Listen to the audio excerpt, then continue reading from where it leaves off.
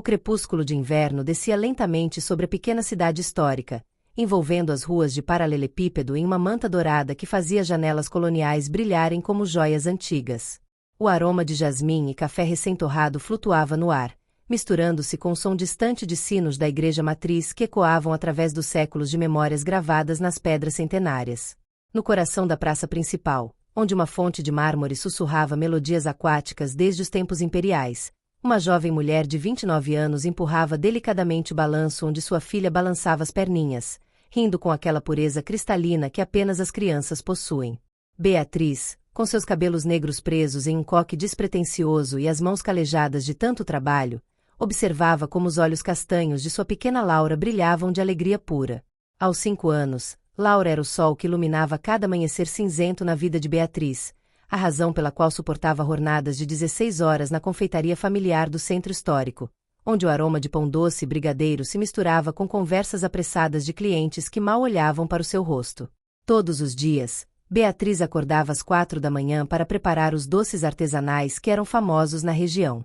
Suas mãos moldavam pequenas obras de arte comestíveis, beijinhos decorados com cocô fresco, brigadeiros gourmet cobertos com pistache e bolos de cenoura que faziam as avós da cidade suspirar de nostalgia.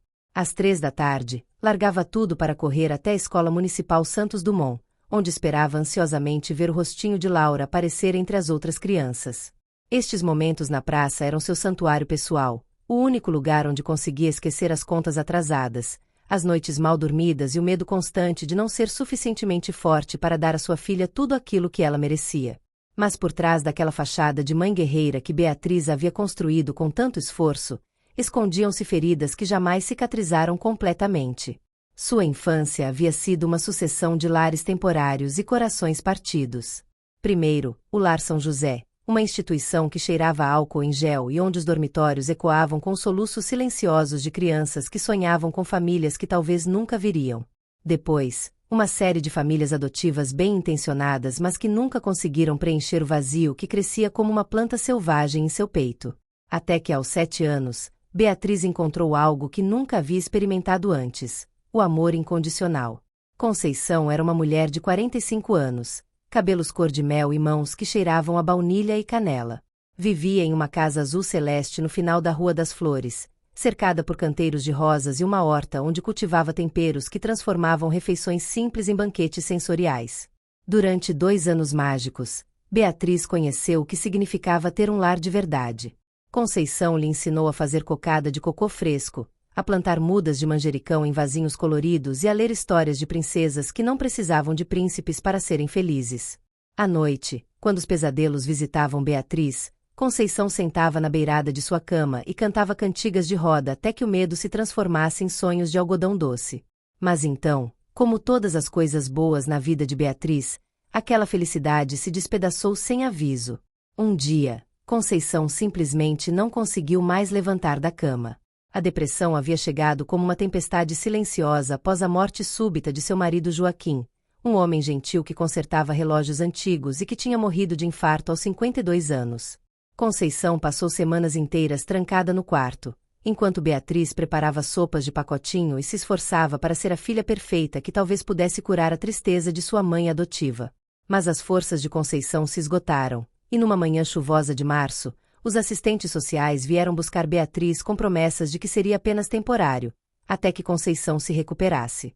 "Eu vou buscar você, meu anjo", havia sussurrado Conceição, abraçando Beatriz uma última vez. "Assim que eu ficar boa, eu vou te buscar. Prometo." Mas as semanas viraram meses, e os meses se transformaram em anos de silêncio absoluto. Beatriz foi colocada em outra família, depois em outra, carregando sempre a esperança de que um dia Conceição cumpriria sua promessa.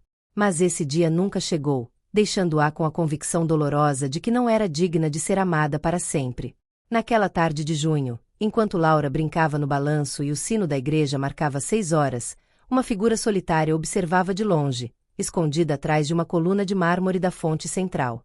Conceição, agora com 72 anos, apoiava-se em uma bengala de madeira entalhada que havia pertencido a seu falecido esposo.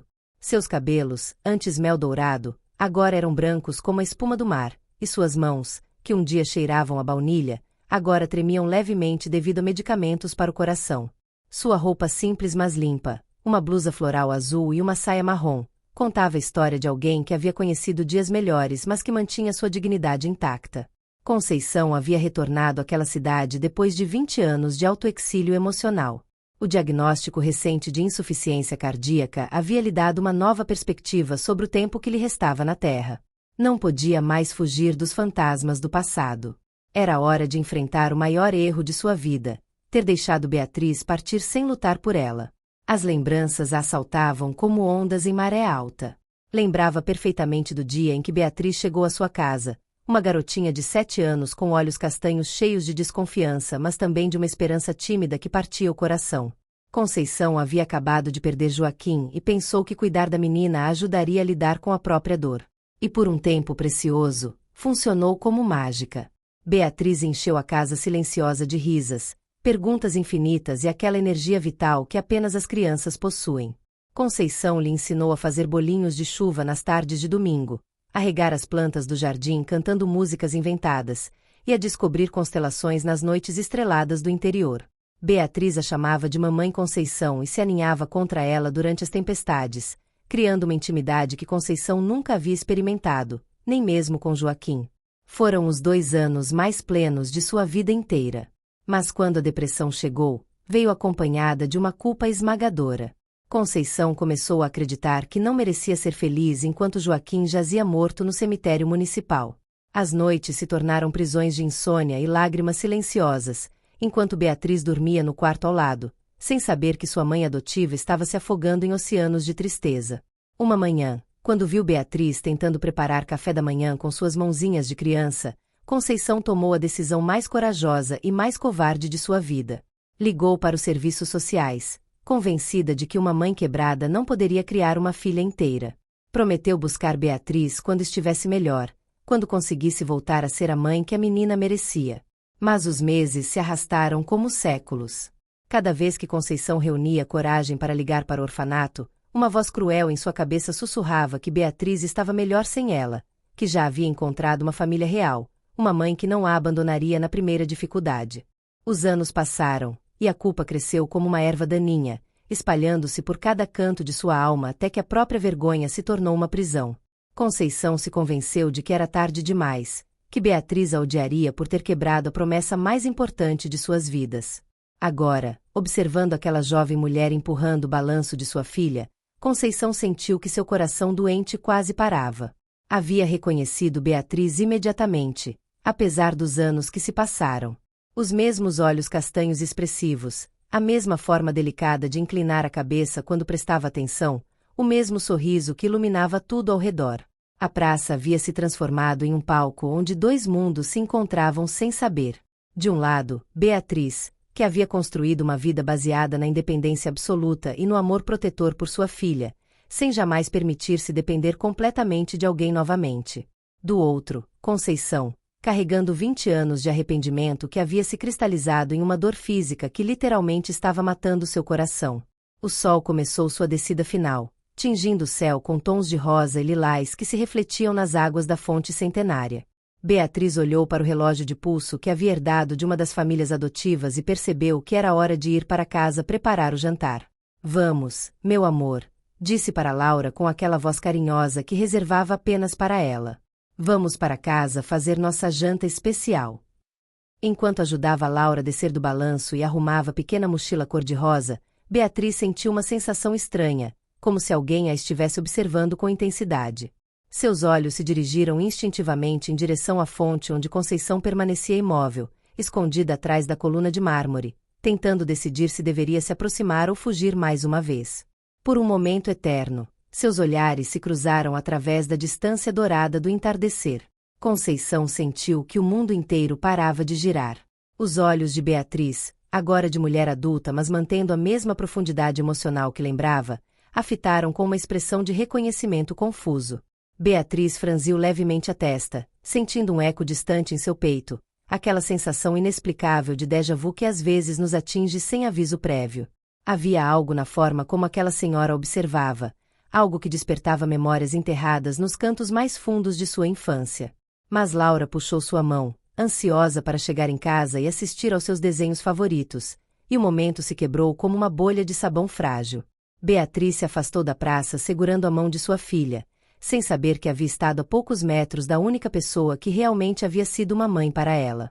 Conceição permaneceu atrás da coluna muito depois de Beatriz e Laura desaparecerem entre as sombras das ruas coloniais. Suas lágrimas caíam silenciosamente sobre o mármore ancestral, cada gota carregando décadas de amor não expresso e oportunidades perdidas. No dia seguinte, Beatriz não conseguia se concentrar no trabalho. Enquanto decorava bolos de festa com glacê cor-de-rosa, suas mãos trabalhavam no piloto automático, mas sua mente vagava constantemente para a imagem daquela senhora na praça. Havia algo profundamente perturbador e familiar nela, algo que despertava uma mistura estranha de nostalgia e ansiedade. Mariana, sua assistente e a pessoa mais próxima de uma amiga que Beatriz permitia ter, notou sua distração enquanto organizava os doces na vitrine. "Você está bem hoje, Bia?" perguntou usando o apelido carinhoso que apenas ela usava. "Parece que está em outro planeta." Beatriz suspirou, largando o saco de confeiteiro por um momento. "É estranho, Mari. Ontem na praça eu vi uma senhora que ficou me olhando de uma forma muito particular. Não sei explicar, mas sinto como se a conhecesse de algum lugar, embora tenha certeza de que nunca a vi antes." Mariana, que conhecia a história de Beatriz melhor que qualquer outra pessoa, a observou com curiosidade. "E você não falou com ela?" Às vezes nosso instinto percebe coisas que nossa mente consciente não consegue processar. "Não, fiquei paralisada." Havia algo nos olhos dela. Beatriz fez uma pausa, procurando as palavras certas. Era como se ela me conhecesse, como se estivesse esperando por mim há muito tempo. É difícil explicar. Enquanto isso, numa pequena pensão no centro histórico, Conceição estava sentada numa cadeira de balanço de vime junto à janela, contemplando as ruas de paralelepípedo que brilhavam após a chuva matinal. Em suas mãos enrugadas, segurava uma fotografia amarelada, Beatriz aos 8 anos, sorrindo enquanto segurava um filhote de vira-lata que haviam encontrado abandonado na porta de casa. Conceição havia carregado essa fotografia durante todos esses anos, como um amuleto de amor e culpa entrelaçados. Era prova tangível de que havia existido um tempo em que foi a mãe que Beatriz precisava, antes que sua própria dor a transformasse em uma covarde. A decisão se cristalizou em sua mente como o orvalho da manhã. Não podia continuar sendo covarde. Seu coração doente lhe lembrava a cada batida irregular que o tempo era um luxo que não podia mais desperdiçar. Precisava encontrar coragem para se aproximar de Beatriz, mesmo que isso significasse enfrentar a rejeição mais dolorosa de sua vida. Naquela tarde, Conceição retornou à praça com antecipação e medo em igual medida. Sentou-se no mesmo banco de ferro forjado onde havia estado no dia anterior, observando cada caminho, cada sombra, esperando ver surgir as figuras familiares de Beatriz e Laura. O tempo se arrastava como mel espesso. Conceição observou outras crianças brincando nos brinquedos, suas risas preenchendo o ar do final de tarde, mas nenhuma delas era Laura. Começou a se perguntar se Beatriz teria mudado sua rotina, se sua presença no dia anterior a teria assustado de alguma forma.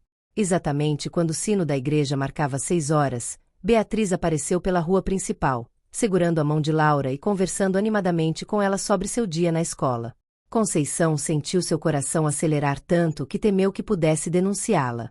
Desta vez, Beatriz a viu imediatamente. Seus passos diminuíram enquanto se aproximava da área dos brinquedos, e Conceição pôde ver a expressão de reconhecimento confuso que se desenhava em seu rosto. Era agora ou nunca. "Mamãe, posso ir no balanço?" perguntou Laura com a impaciência característica das crianças. "Claro, meu amor. Vá brincar, eu fico aqui pertinho", respondeu Beatriz, mas seus olhos não se desviavam da figura de Conceição.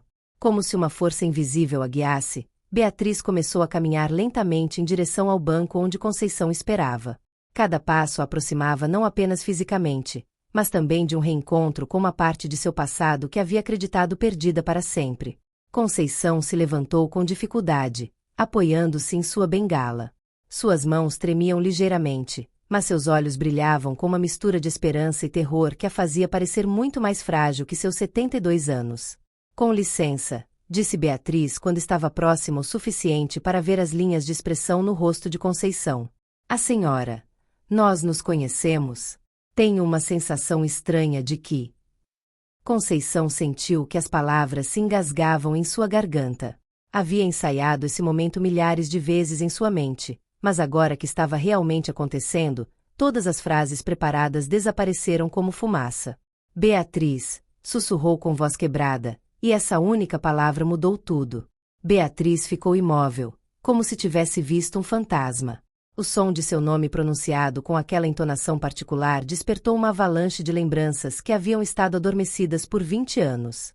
A voz de Conceição lendo histórias antes de dormir, cantando canções de ninar quando tinha pesadelos, ensinando-a a fazer laços de fita nos cabelos das bonecas. Conceição? Perguntou Beatriz com voz quase inaudível, como se temesse que pronunciar o nome em voz alta pudesse fazer a visão desaparecer.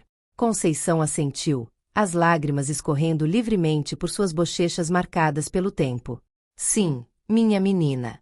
Sou eu. Estive procurando você por tanto tempo. O mundo pareceu tremer sob os pés de Beatriz.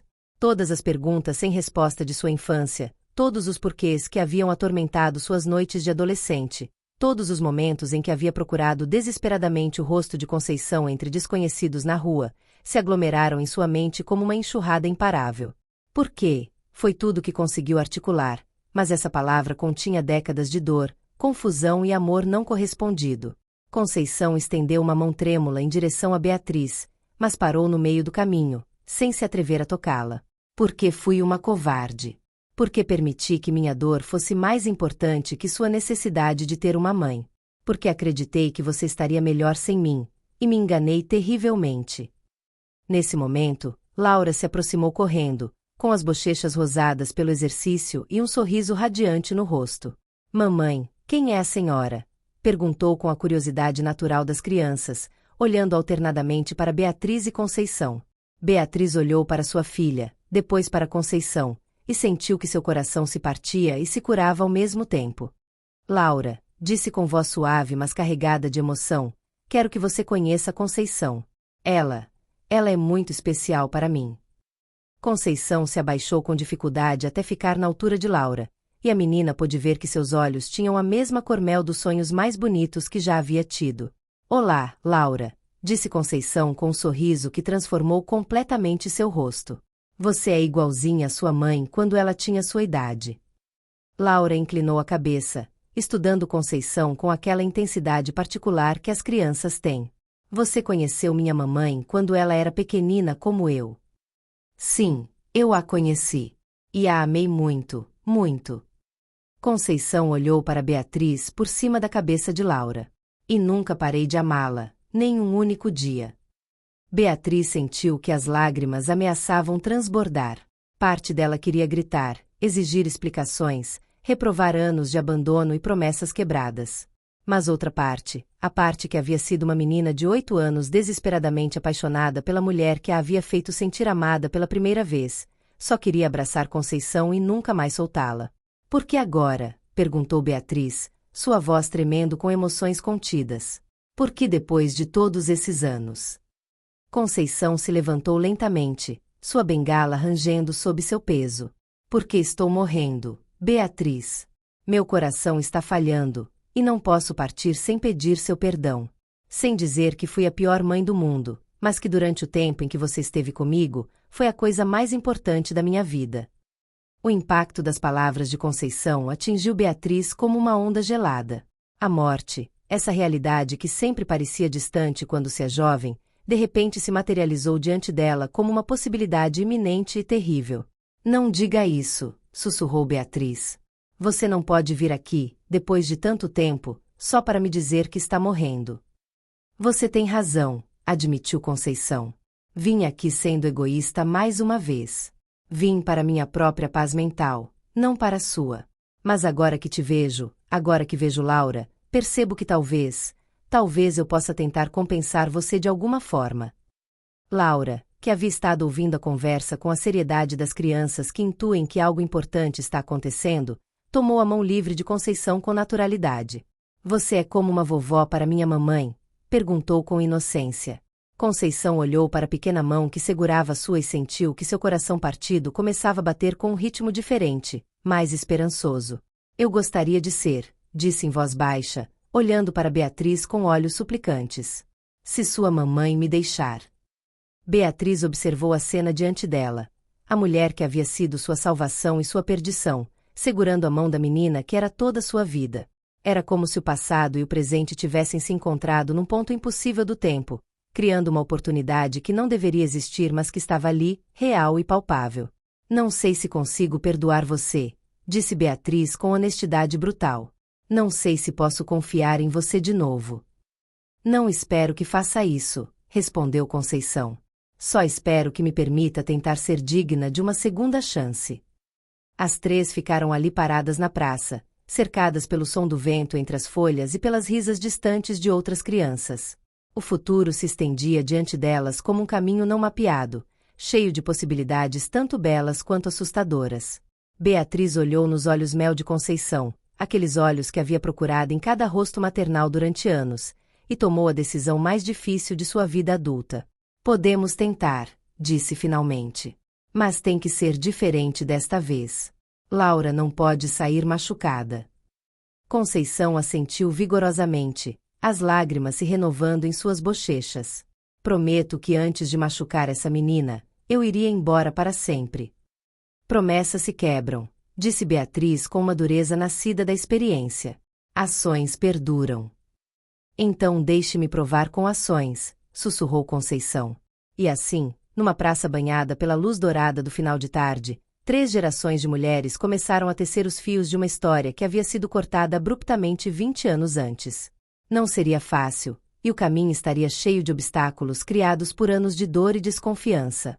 Mas pela primeira vez em muito tempo, Beatriz sentiu que talvez, apenas talvez, alguns finais quebrados poderiam ter uma segunda chance de serem escritos corretamente. Os dias que se seguiram foram como caminhar sobre cacos de vidro. Beatriz havia concordado em dar uma chance à Conceição, mas cada encontro era um campo minado emocional onde passado e presente colidiam sem piedade. Elas se encontravam na praça todas as tardes, depois que Beatriz buscava Laura na escola. Conceição sempre chegava cedo, sentada no mesmo banco, alimentando os pombos com migalhas de pão que comprava especialmente para essa ocasião. Era sua forma de se manter ocupada enquanto esperava, de acalmar os nervos que atacavam todo dia antes do encontro. Laura havia aceitado Conceição com a facilidade natural das crianças para se adaptarem a novas situações. A chamava de vovó Conceição sem que ninguém sugerisse, e parecia genuinamente feliz de ter alguém mais para escutar suas aventuras escolares e aplaudir quando tentava novos truques nos balanços.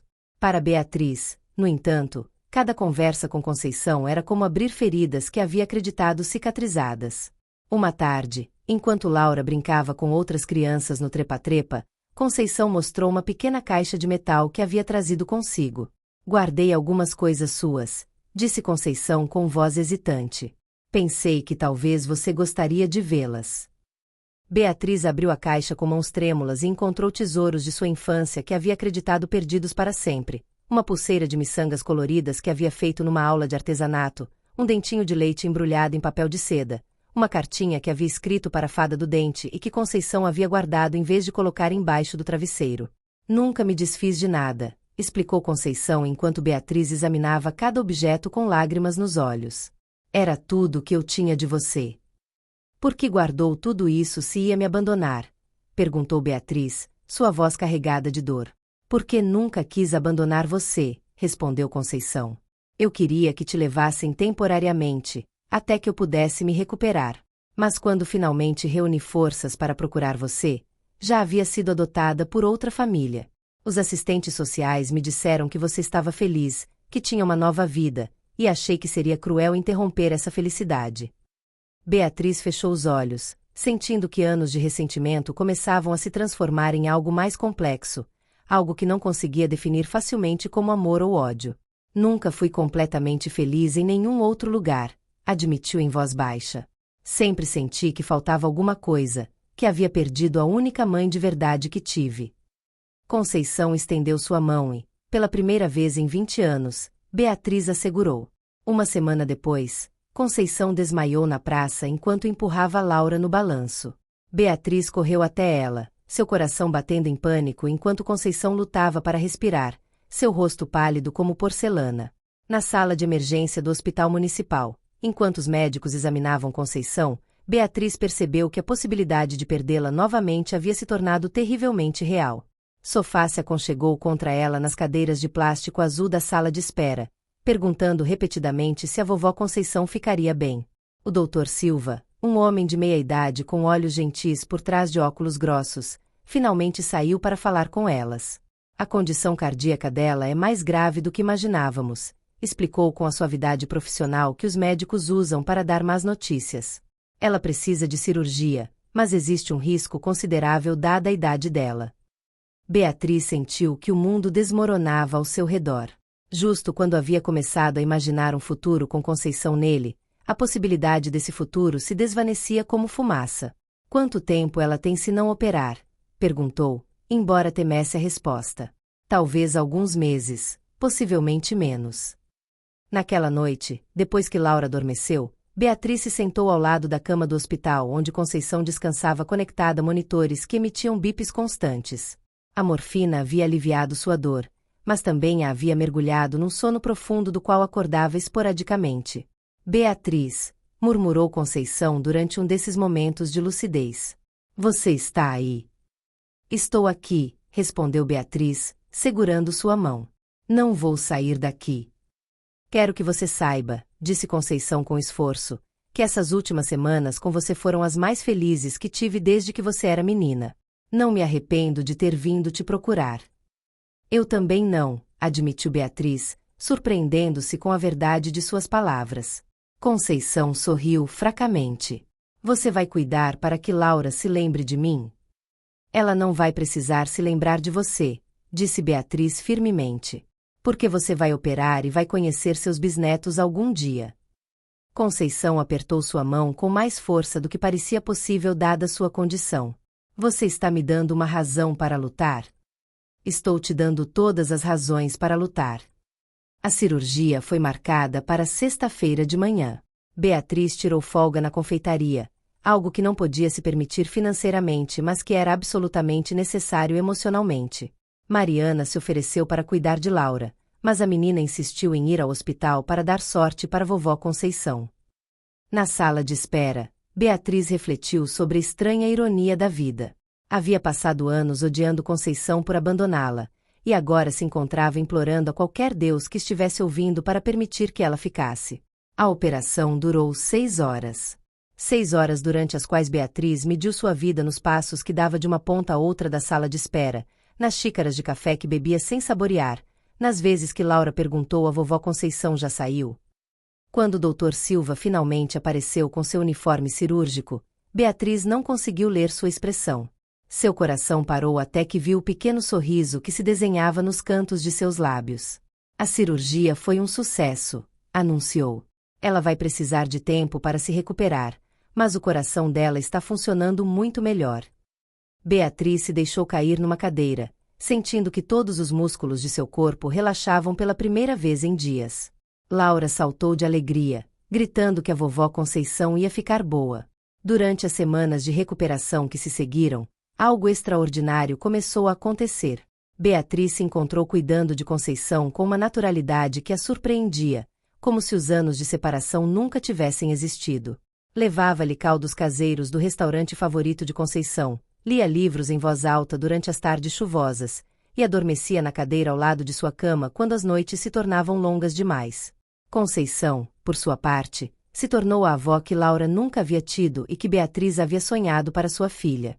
Ensinou Laura a fazer crochê com fios coloridos, a fazer origami com pétalas de flores secas, e a contar histórias que transformavam as situações mais ordinárias em aventuras mágicas. Uma tarde de primavera, quando Conceição já conseguia caminhar sem ajuda e sua cor havia retornado às bochechas, as 3 se encontravam na mesma praça onde tudo havia começado 6 meses antes. Mas agora, em lugar da tensão e incerteza que havia marcado seus primeiros encontros, havia uma paz que nenhuma delas havia experimentado antes. Sabe o que é mais extraordinário em tudo isso? Disse Conceição para Beatriz enquanto observavam Laura correndo atrás de borboletas entre as flores primaverais. O quê? Perguntou Beatriz, genuinamente curiosa. Que você me deu a oportunidade de ser avó antes de ser completamente mãe. Me permitiu conhecer Laura, e através dela, Pude te amar de uma forma que nunca consegui quando você era menina. Beatriz assentiu, entendendo perfeitamente o que Conceição queria dizer. E eu consegui te perdoar vendo como você ama minha filha. É impossível duvidar do amor de alguém que consegue fazer Laura sorrir como você faz. Isso significa que você me perdoou completamente. Beatriz pensou cuidadosamente antes de responder. Significa que escolhi o amor em vez do ressentimento. Não porque esqueço o passado, mas porque prefiro construir um futuro. Conceição tomou a mão de Beatriz, e desta vez não havia tremor em seus dedos, nem incerteza em seu toque. Obrigada por me dar a oportunidade de transformar meu maior erro na minha segunda chance mais preciosa, disse Conceição com voz serena. Laura correu até elas com as bochechas rosadas e um punhado de dentes de leão em suas mãozinhas. Olhem o que achei, exclamou, soprando as sementes ao vento e vendo como flutuavam como pequenos paraquedas brancos na brisa morna. Fez um pedido? Perguntou Conceição, abraçando-a. Fiz, disse Laura com solenidade. Pedi para sempre sermos uma família. Beatriz e Conceição trocaram um olhar cheio de compreensão. O pedido de Laura já havia se realizado, não por mágica, mas pela decisão consciente de duas mulheres adultas de escolher o perdão em vez do rancor, o presente em vez do passado. Enquanto o sol começava a se pôr pintando o céu com os mesmos tons dourados do dia em que se reencontraram, Beatriz percebeu que algumas feridas, quando cicatrizam corretamente, podem se tornar mais fortes que a pele original. Sua família havia começado quebrada, havia crescido na separação, mas agora, finalmente, havia encontrado sua forma perfeita. Conceição havia chegado à praça buscando perdão, mas havia encontrado algo muito mais valioso, uma segunda chance de amar e ser amada. Beatriz havia chegado naquele dia procurando apenas um momento de paz para sua filha, e havia encontrado a peça que faltava no quebra-cabeça de seu coração. E Laura, em sua sabedoria inocente, havia sido a ponte que permitiu que dois corações feridos se encontrassem novamente e descobrissem que o amor verdadeiro não conhece limites de tempo nem distância. A praça que havia sido testemunha de sua separação agora era testemunha de sua reunião. E nos anos que se seguiram, se tornaria testemunha de aniversário celebrado sob as árvores centenárias, de primeiras palavras de outros netos que viriam, e de uma avó que nunca mais permitiria que o medo fosse mais forte que o amor. Porque algumas histórias, as mais belas, precisam se quebrar completamente antes de poderem ser reescritas com tinta dourada.